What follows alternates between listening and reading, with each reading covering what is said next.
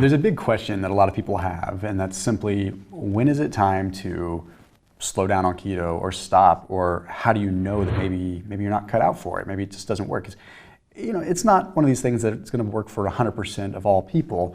But the cool thing is that there are things that you can look at, so you can really take an objective look and not just guess that maybe you shouldn't be doing it, or just extract some reasoning as to why you should stop. So I've got with me today Dr. Dom D'Agostino, who just needs no introduction in the world of keto. Google him if you haven't already, and that'll speak for itself. So Dom, thanks for hopping on. Yeah, thanks for being here. I remember, before, like when I was doing keto, but I was not nearly as well versed in it as I am now. And I remember hearing you on a podcast talking about watching your triglyceride levels. Yeah. And I've mentioned that in videos passively, and I've seen the feedback come through tremendous, being like, okay, well, what do I need to look at with triglycerides? Why is this important? And so when should someone take a look at that, and why? Yeah, so people ask, like, who should not do the ketogenic diet? When is it not working, quote unquote, working for people, or having potential negative consequences? So subjectively, I'm a big, believer in the subjective effects that you're feeling from the ketogenic diet. And many people who are doing the ketogenic diet may feel unwell in the beginning, but then they feel a little bit better. So I tell them to stick with it, but if they don't feel better after a month or so, then you need to reconsider this diet. So subjectively, that's one consideration. Objectively, there are some biomarkers that are important to monitor, through the course of the ketogenic diet. And most importantly, from a clinical standpoint, is triglycerides. Okay. So we had talked about the metabolic switch. The metabolic switch is essentially shifting your body's metabolism from a glucose-based glycolytic metabolism to fatty acid and ketones. And when our bodies do not have robust fat oxidation capacity, we're going to see an elevation of triglycerides even on a eucaloric diet, meaning that we have maintenance levels calories. It's quite common with a high carbohydrate diet. If your body prefers glucose, then the triglycerides will be elevated because you don't want to, your body's not trained to use triglycerides as a fuel. But if you lower the carbohydrates, and presumably you're suppressing the hormone insulin, but that's something you could also measure, and you truly have carbohydrate restriction and you're following ketogenic macros and your triglycerides start to go up, that means that your body is not switching over.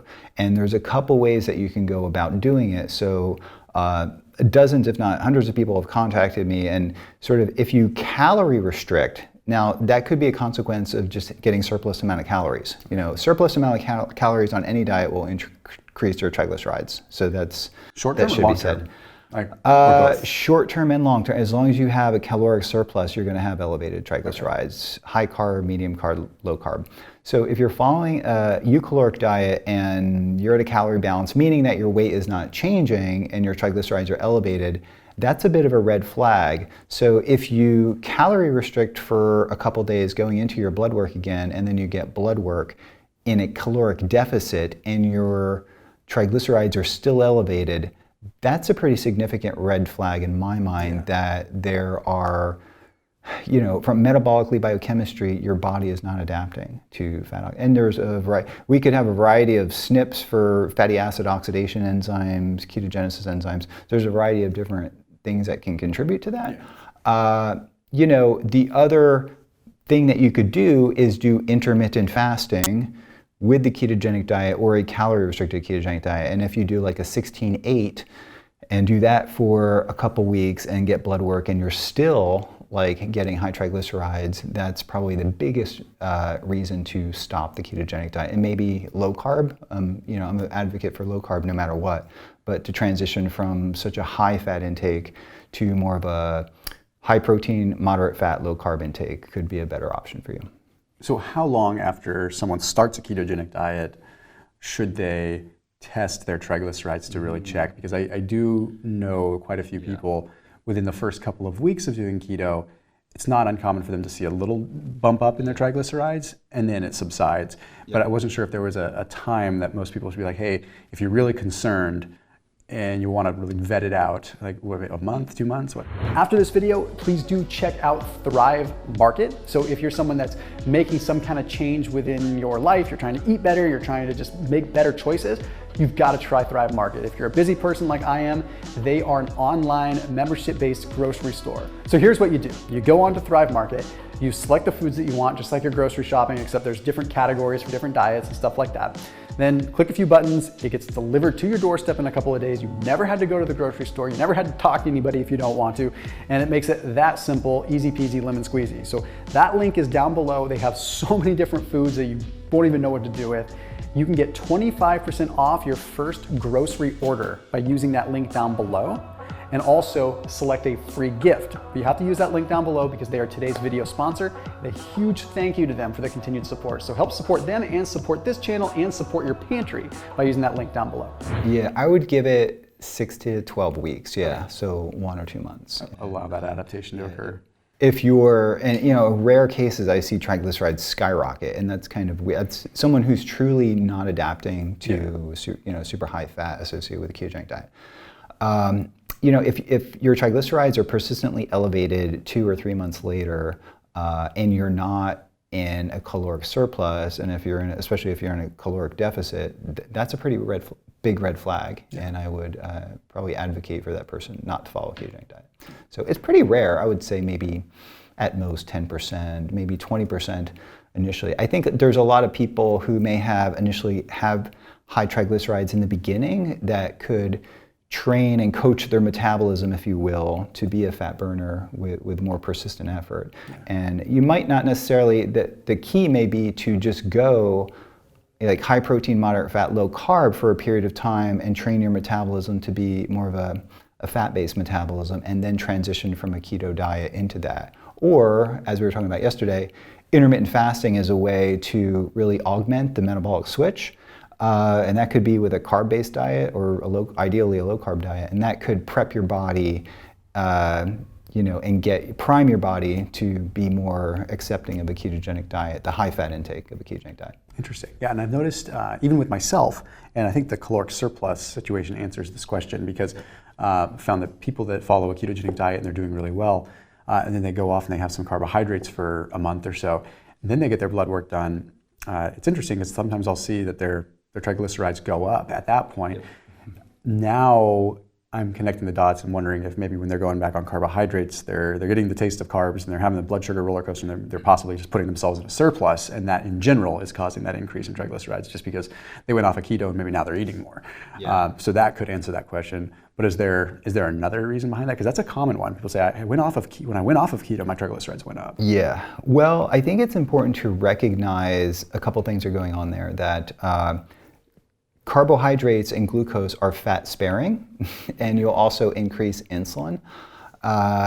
So you'll be maybe facilitating glucose disposal and preservation of fat. So when we're following a ketogenic diet and we add carbohydrates back in, it's not that the body prefers one or the other necessarily, but if your body is adapted to low carb and burning, and you reintroduced carbohydrates or glucose, then you're going to have transient elevation, at least in triglycerides for a while.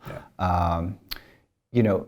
There's a lot of discussion is if your body prefers glucose over or ketones over glucose, and I don't think we can say that. I think in the context of certain disease states where you have an inhibition of pyruvate dehydrogenase complex, for example, like brain injury, things like that, the brain becomes insulin resistant, or you have impaired glucose transport, and in that case, ketones are definitely have a favorable metabolic effect in terms of being transported across membranes and used by the mitochondria for energy.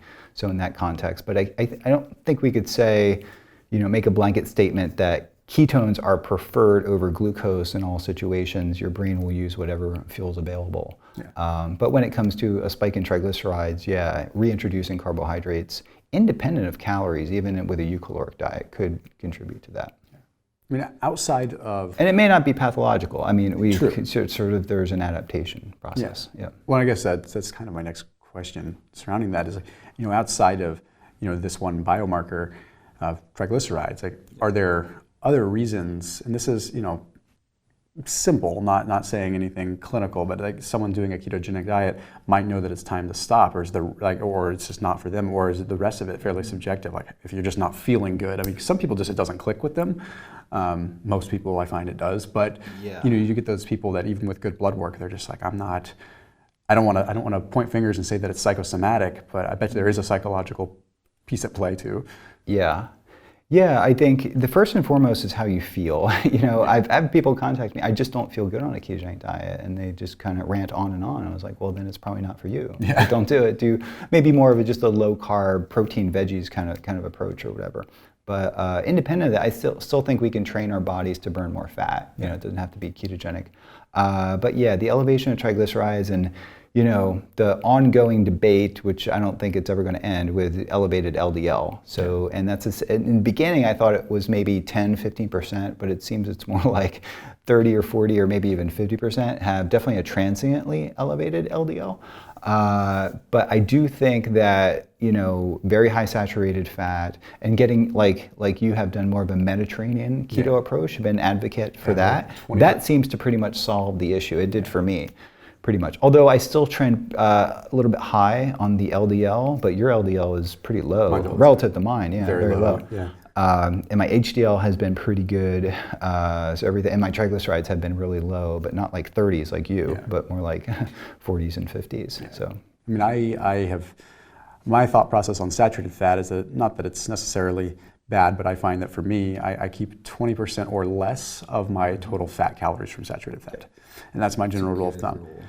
And it's not because it's bad per se, but it's because for me, I look at it more as I'm not getting, other than myelination and I'm not getting a ton of benefit from saturated fats that I wouldn't be getting from other fats, alongside the additional benefits that come with, OEA and kind of the, oleic acid, effect that, however you say it, oleolethylamine, conversion, that you get from like olive oil. So I'm like, when I just weigh it out, it's simply just a cost benefit. I'm like, I can get 500 calories from saturated fat, or I can get 500 calories from olive oil.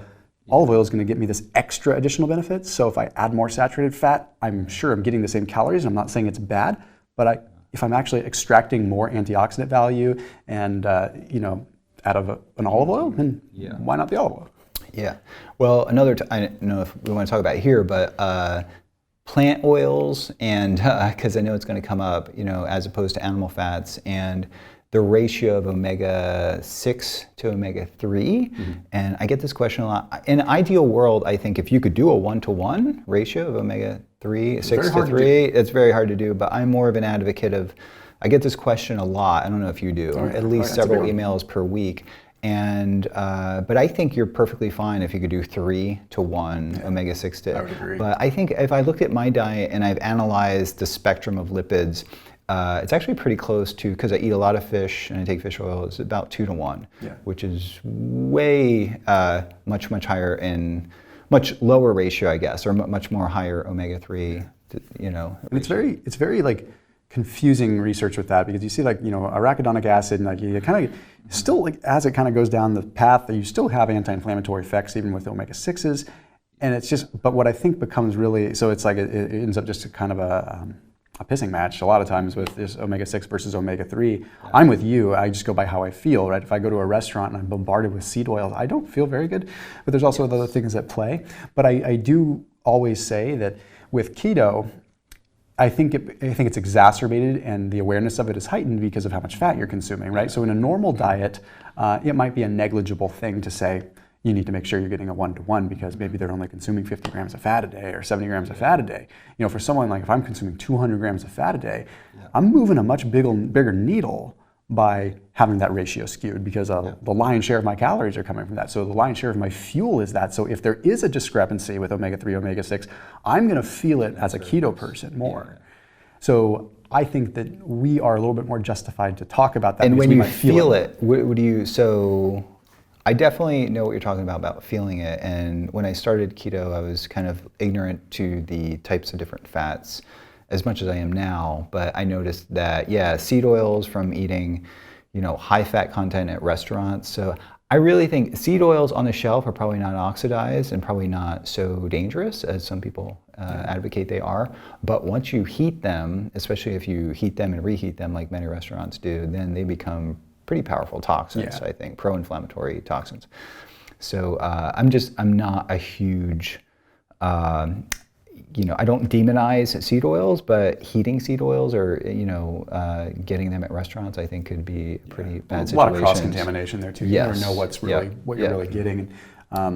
I think that's an important thing to note for when to stop keto though, because I think there's a lot of false signals that if you're doing keto and you're eating a lot of garbage keto food, you're gonna feel like garbage regardless, whether you are eating carb garbage food or keto garbage food.